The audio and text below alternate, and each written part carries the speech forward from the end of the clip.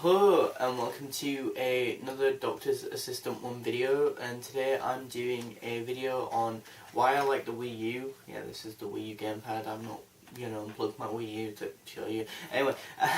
Anyway, I like the Wii U because, well, first of all, the control is not as bad as I anticipated. I'm not the biggest fan of touch-based technology, touch-based type stuff, so smartphones, tablets, that sort of stuff. And basically this is a tablet-like device, but with essentially an Xbox 360 controller tacked on to the sides. Well, I say tacked on, but it's actually effective, and that it doesn't weigh as much as a lot of people thought. Whenever I've had friends over, they've always said, wow, this is a lot lighter than an iPad, which it is actually, and that in itself is really good because you don't want something that weighs quite a hefty amount when playing a game, especially with the fact that as well there is actually the whole gyroscope type thing, so you will maybe in Splatoon be doing this and stuff, depending on if you like that. Apparently there's majority of people don't like using the gyroscope controls, when actually I think the gyroscope controls doing this, it's not as gimmicky as you think. It's actually a lot more precise than the actual touch-based screen in the center. I'd say that works about 50-50. It is a bit of an annoyance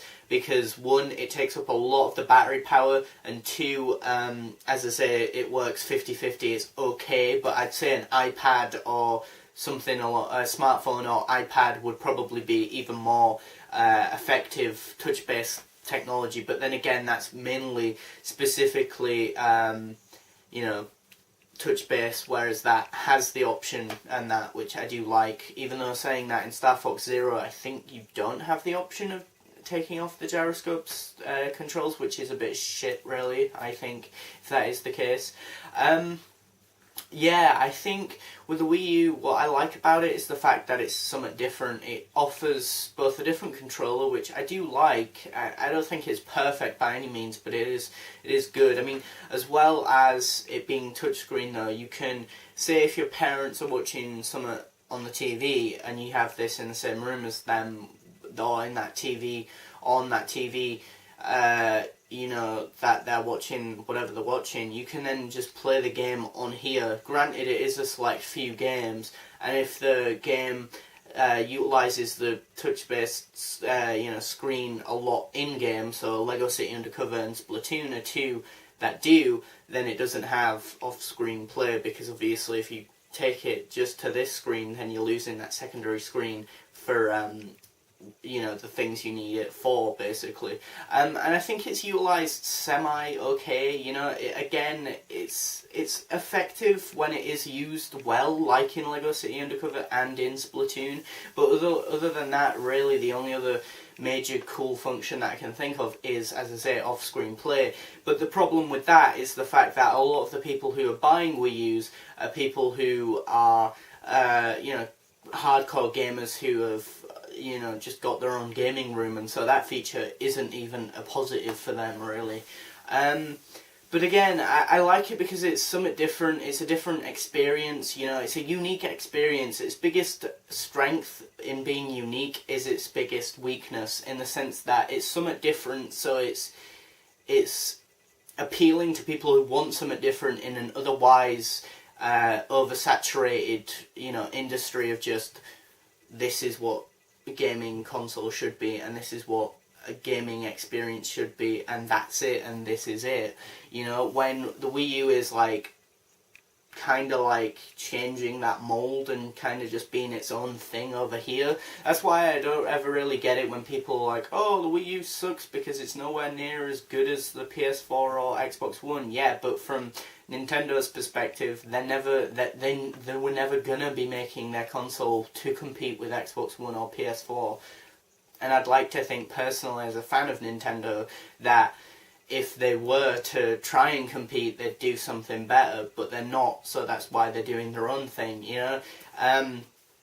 you know, and at the end of the day, Xbox One and PS4 are just really, especially Xbox One recently after E3, are very much just a glorified PC, or not a glorified, but just a PC wannabe. You know, they're just, you know, in the shadows of PC. Why not just get a PC if you really just want all that stuff? I get why there are, you know, money, technical know-how, and the controls of PC are probably the biggest three obstacles into PC gaming. But the thing is, you know, you've got unique, you know, interesting, different games like, Splatoon, Super Mario Maker, Legend of Zelda Wind Waker, I would say is a unique game, but it is a re-release, or not a re-release, but a remake of an older game.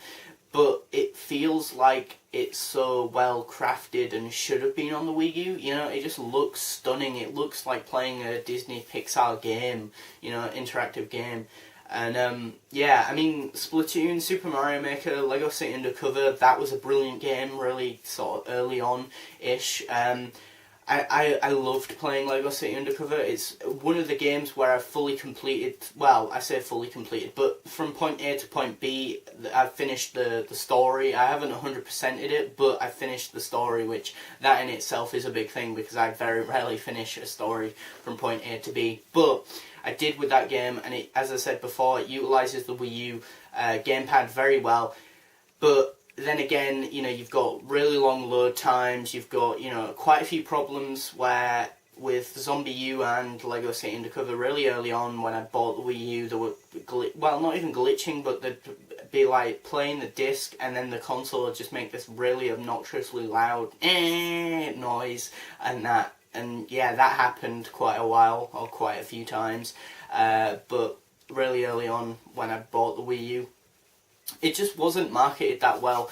But again, I don't know, I think it's not even so much the underdog, because that would entail it, as I say, trying to compete with PS4 and Xbox One, and it's not. I just think it's a neat little nifty little console that's doing its own thing, and I think, you know, if you want something a bit more different, and I think that's probably the console for you, you know.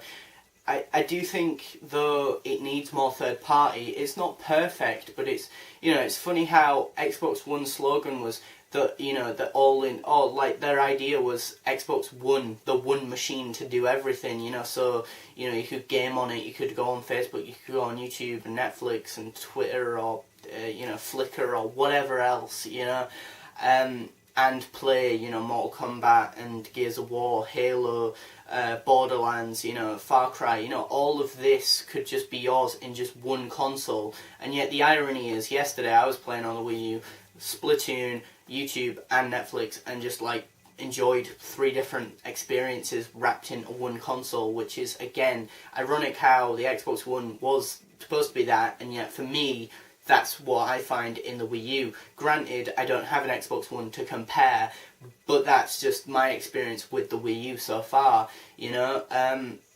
But again, between now and Legend of Zelda Breath of the Wild, there is literally nothing on the Wii U. So more than likely, if I have the patience and determination and stuff, I might get an Xbox One if I can be bothered saving up for one.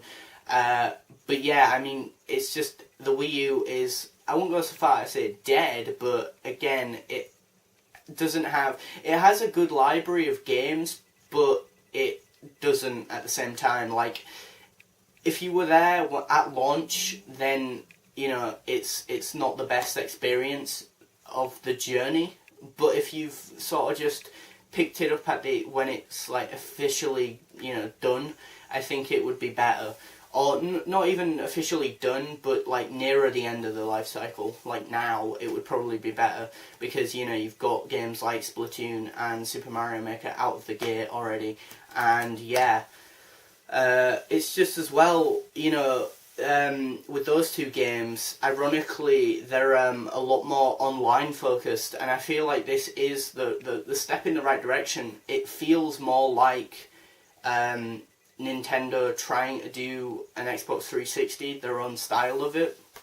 You know, the community, the Miiverse, the Wii U chat thing that's kind of like Skype. You know, they are trying to move move forward with the times, but by the time, you know, they have, it feels like, you know, 10 years later, you know, and they're already 10 years behind, you know, and then when they get up to that 10 years, it's another 10 years ahead the competitors are. Do you know what I mean? Like, but again, you know, the eShop, I've got some great indie games on the Wii U, you know. I guess that's the only plus side to them not having that good a third party. I've been forced to try and expand, you know, the eShop sort of indie stuff. But yeah, as I say, I think, you know, online wise and stuff, they are trying, and you know, specs wise, it's a bit more powerful than an Xbox One or Xbox 360 even. I meant to say Xbox 360 and a PS3. That's the specs of a Wii U, so it's not the most powerful thing ever either.